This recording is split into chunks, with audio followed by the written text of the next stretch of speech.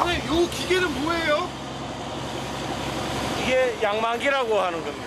그물을 끌어올릴 때 쓰는 기계입니다. 한 1.5kg 정도 됩니다. 여기 부위 왔습니다. 하나, 유아. 부표를 찾는 걸로 시작된 조업. 대개는 수심 200m 바닷속에서 주로 새벽에 활동을 시작하는데요. 그 습성 때문에 미리 그물을 놓아두는 겁니다. 양방기가 돌아가고 그물이 올라오기 시작하는데요.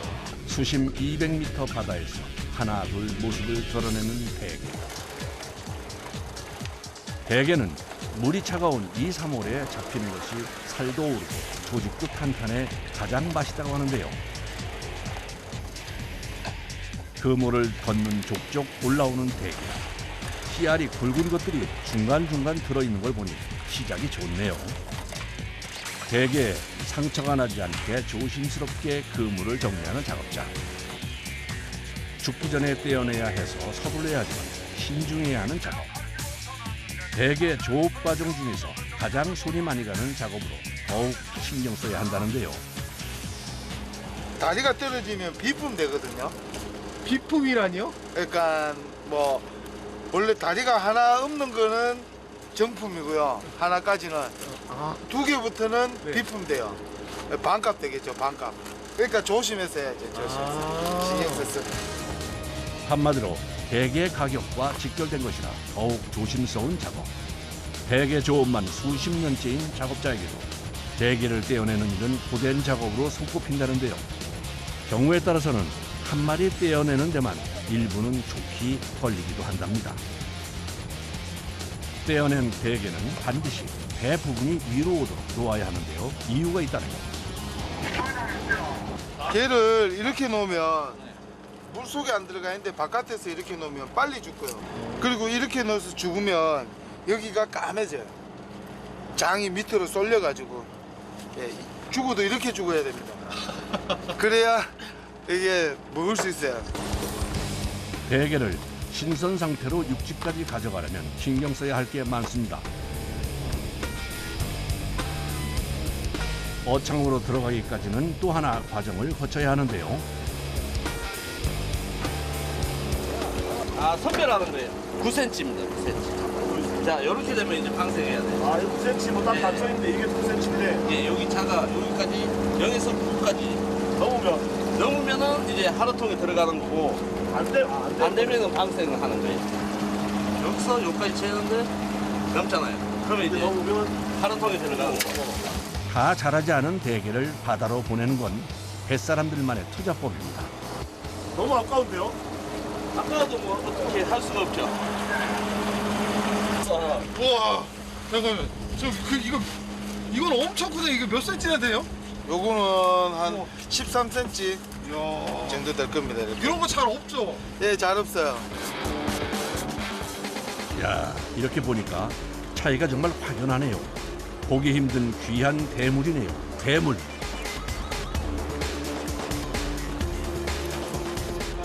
이 박다리 색깔 틀리지? 약간 더 진하죠? 예, 색깔도 진하고 이렇게 들어보면 뭐돌 같습니다. 아, 예. 일반 대게랑 기본적으로 수율이 틀리고요. 아, 여기 박달대는 90% 이상. 예, 가격 한 2배 이상 차이 나죠. 2배요? 예. 다리가 없네요. 예, 비품 박달이죠. 비품 박달. 가슴 아픕니다. 계속되는 조업. 길이가 1.5km나 되는 그물을 올리려면 좋게 3시간은 걸리는데요. 암컷이 많아가지고 파이다. 색깔부터 몸통의 모양도 좀 다르다 했는데 암컷이었네요. 대개 암컷은 올라오는 족족 다시 바다로 돌려보내는데요. 암컷이라 띄워줘야 돼요. 암컷이요? 그래야 또 잡죠. 알을 쌓아야 또. 한눈에도 다른 암개와 숙개. 우리나라에서는 어종 보호를 위해 암개는 어획이 금지되어 있습니다. 특히 산란기인 3, 4월은 알을 가득 품고 있는 때라 더욱 주의를 해야 하는데요. 계속해서 암깨만 올라오는 상황. 그물을 올리고 잠깐 동안을 빼고는 거의 수확이 없는데요. 그물을 다 끌어올 때까지는 이동 불가. 어쩔 수가 없는 상황입니다. 그런데 바람마저 심상치가 않습니다. 파도도 점점 거세지는데요. 다른 선원들과 뚝 떨어져 있는 선원. 뭘 하는 걸까요? 멀미하고 있어요. 아 멀미한다. 예, 배멀미. 아니 그 배 많이 타시는 분들 아니에요? 온 지 이틀밖에 안 됐어요. 아 이틀 되신 분이에요? 네네. 괜찮아요? 괜찮아요? 멀미 때문에. 대게잡이 신고식을 톡톡히 치르는 중입니다. 한틀 끝났다. 3시간 만에 그물 한 틀의 작업이 끝이 났는데요. 수확이 어떤가요? 한 50마리 나온 것 같아요. 아, 무슨 말이요? 네. 많이 나온 거예요? 아니요. 밥비로 먹습니다. 이래가지고. 한 100마리 이상은 나와야죠. 되게 왜 비싸요? 동해가 겨울바다가 이렇게 호락호락하지가 않습니다. 매일 조업할 수 있고 이러면 이만큼 안 비쌀 거예요. 아 매일 조업을 못해서요? 네, 그렇죠. 조업도 못할 분들은 힘들죠, 이게. 예, 어떤 사람들은 여기 한번 타고는 아우 누가 객값이 비싸다고 그런 얘기 하냐면서 그러더라고요. 살이 단단하게 차오르는 2월부터가 실한 대게를 맛볼 수 있는 시기인데요. 바다가 거칠어 한 달에 보름도 조업을 하기 힘들다고 합니다. 날씨가 더 나빠지기 전에 서둘러 다음 포인트로 이동을 하는데요. 그런데 어째 표정이 좋지 않습니다. 우리는 못 봤어요. 없어가지고. 소망한 포인트를 적어둔 좌표 지점에 왔는데도 도통 보이지가 않습니다. 요 부페 없거든. 조세한데. 겨울에 이제 날씨가 또 험하잖아요. 파도가 이제 세니까 줄에 힘을 많이 받잖아요. 막 배가 올라갔다 내려갔다 하면서요. 그때도 한 번씩 터지는 경우가 있긴 해요. 바닥에 뭐가 걸려가지고. 부표를 잃어버린 경우 그물을 끌어올리기 위해 사용하는 도구를 조세라고 부른다고 합니다. 이 새덩어리를 내려서 이제 선장님이 이제 그물 깔아놓은 자리 바닥을 박박 긁을 거거든요. 그물을 찾을 수 있느냐 없느냐에 따라 작업의 성패가 결정되는 상황. 놓고.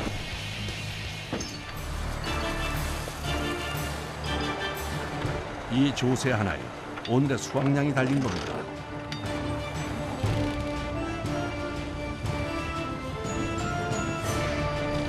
조세라 걸린 거를 어떻게 하세요? 바다 이렇게 끌고 가잖아요. 그러면 계속 가야 되는데 걸리면 배가 앞으로 안 가요. 쉽지 않은 작업. 이제부터는 선장님의 기술에 모든 게 달렸습니다.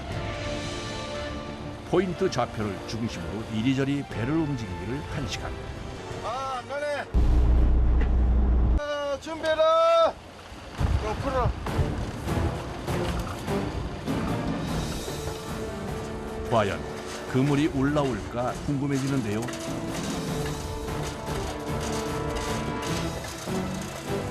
드디어 모습을 드러낸 조세. 그 끝에 그물이 보입니다. 어떻게 이 쇠똥이 하나로 이 배의 그물을 꼭 집어 찾은 건지 궁금합니다. 예산을 잘 하셔야 돼요.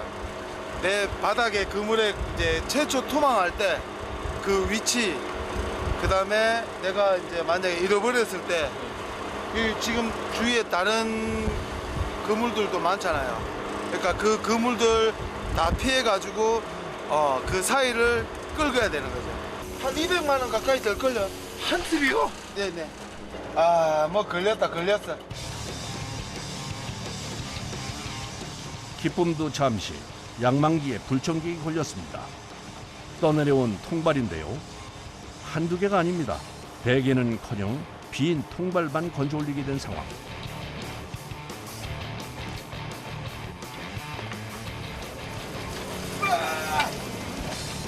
날씨 때문에 바다에 나오지 못하다가 오랜만에 나선 조. 하필 상황이 곤란하게 된 건데요. 아, 오늘 영빠이다.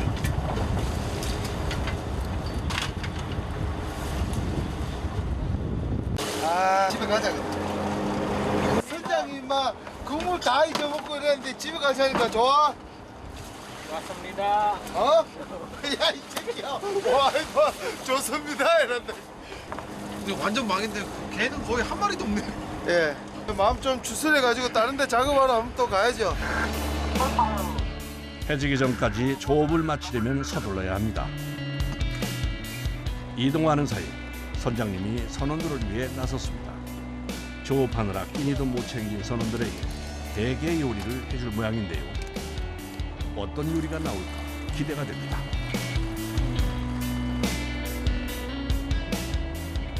양념 하나 없이 물만 넣어서 삶은 대게. 아, 이대로도 맛있겠는데요. 남은 국물에는 라면 투하. 늦은 점심 메뉴는 시원한 대게 라면입니다. 이것 때문에 대게로 육수를 낸 건데요.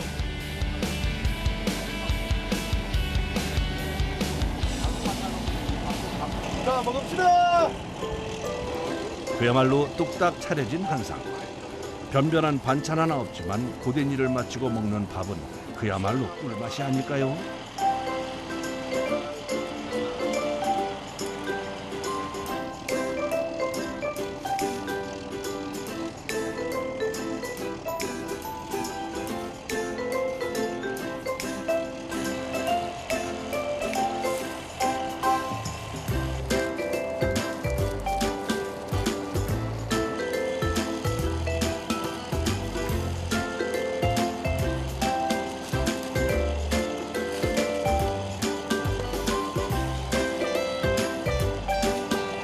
배찍입니다. 한 20만 원 되겠습니까? 이건 돈 내고도 못 먹습니다. 이 바다에서 먹는 이 분위기랑 어디에서 따라올 수가 없죠. 그렇죠. 변변한 반찬 하나 없지만 고된 일을 마치고 먹는 밥은 그야말로 꿀맛이 아닐까요? 드디어 마지막 조업지에 도착했습니다. 하루에 최대 작업할 수 있는 그물은 3틀. 해지기 전에 작업을 마치려면 서둘러야 하는데요. 기다렸던 부표가 확인되고 드디어 작업이 시작됩니다. 다시 돌아가기 시작한 양망기. 그 위에 기다렸던 대게의 모습들이 보입니다. 이번에는 꽤 많이 잡아 올린 것 같은데요. 아, 좋다. 예. 이게 영덕 대게 아닙니까? 아, 여기 굉장히 크네요. 예. 오, 여기는 그래도 양이 꽤 될 것 같은데. 예, 그래도 처음에 했는 데보다는 좀 나았습니다. 좀 전에 허탕을 만회하듯 금세 대게로 가득 채워진 배안. 그야말로 만선입니다. 대게는 색이 선명하고 단단할수록 좋다는데요. 대게가 많이 올라올 때면 다른 손님들도 그물에 걸리곤 합니다.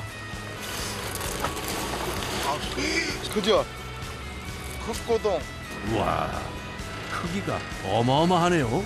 길이가 얼굴만한데요? 예, 얼굴이 큰 편이거든요. 오, 이거 뭐예요? 이거는 수가잠이라고. 여기 사투리로 수가잠이. 사장님. 기름기가 많아서 되게 맛있습니다. 이제 조업이 거의 막바지에 달했습니다. 하루 조금 나오시면 몇 시간 하세요? 10시간? 허리가 제일 허리하고 등이죠. 남자는 약간 점점 이렇게 기대시는 것 같더라고요. 대게 조업의 특성상 쪼그려 앉아서 하는 일이 많은데요. 그러다 보니 허리 통증을 달고 삽니다. 하지만 좋은 점도 있다는데요. 대게잡이 배를 타지 않고는 맛보기 힘든 별미를 먹을 수 있다는 겁니다. 개들이 탈피를 하거든요. 이제 그 탈피 직전에 이제 속에 살이 물렁물렁합니다. 예, 그 호깨라고 그래요. 배 사람들만 먹을 수 있습니다. 입맛이 확 살아날 겁니다. 자, 이제 들어가자. 바다로 온 지 10시간 만에 육지로 돌아가는 길. 선원들에게는 고된 몸을 잠시 쉬는 소중한 시간입니다. 변덕스러운 날씨와 상황에도 포기하지 않고 조업에 매달린 선원들. 그 덕분에 대게를 품고 돌아올 수 있었습니다.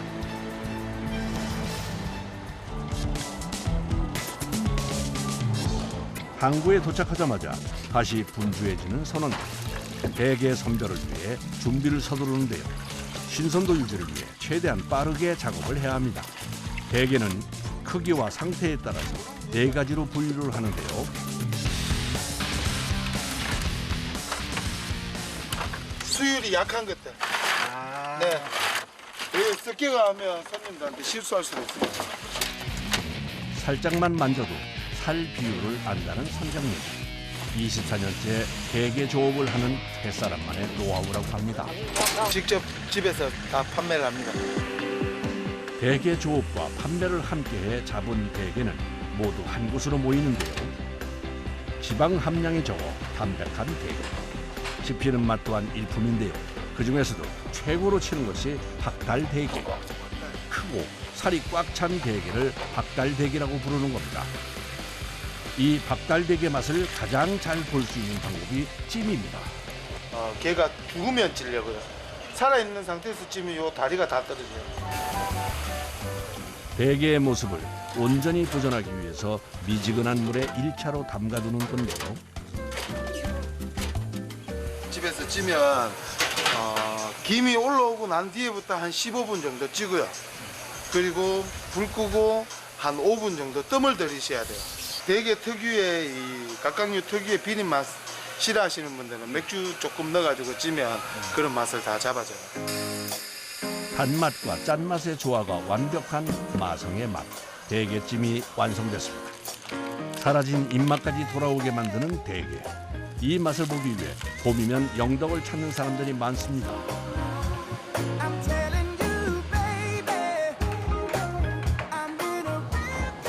대게 나왔습니다. 빈틈없이 살이 차 있는 박달 대게집에 대게 요리에 빠질 수 없는 내장 비빔밥까지 바다 냄새 물씬 나는 한상이 차려졌습니다.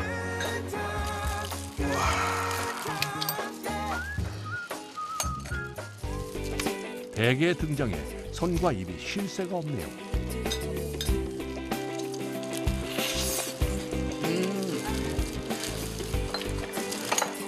살이 진짜 꽉 차는데. 와, 이 살 봐봐. 와.